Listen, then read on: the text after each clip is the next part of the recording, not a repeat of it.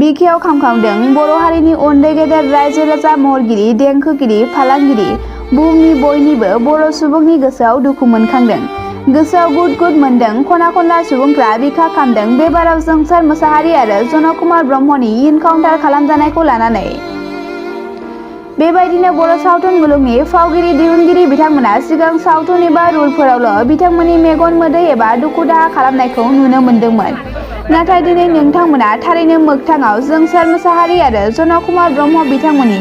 इनाय बानाय जिउ जोबनायाव थारैनो गोसोआव खामदों आरो मेगनाव मोदै बोहैदों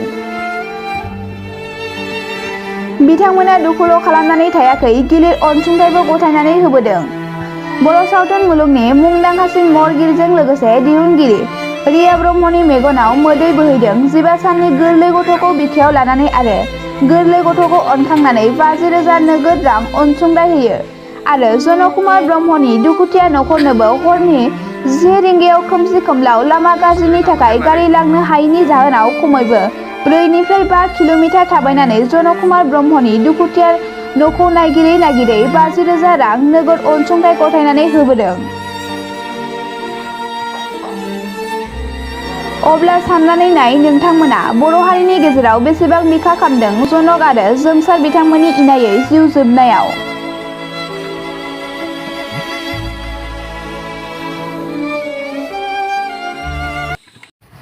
आङो आजु फिल्म प्रडाक्सननिफ्राय जोङो जयै टिमावहाय दा नैबे गामिनि बे दुखुथिया न'खरावहाय फैनानै आङो एसेबाबो आं अनसुंथाइ होनो थाखाय फैदों आरो गोबां नङाब्लाबो एसे ससियेल मिडियाआव नुनानैथ' आं जोबोद दुखु मोनदों आरो दा नुनानै आं बिराद दुखु मोननो ओंखारसिनबावबाय आरोना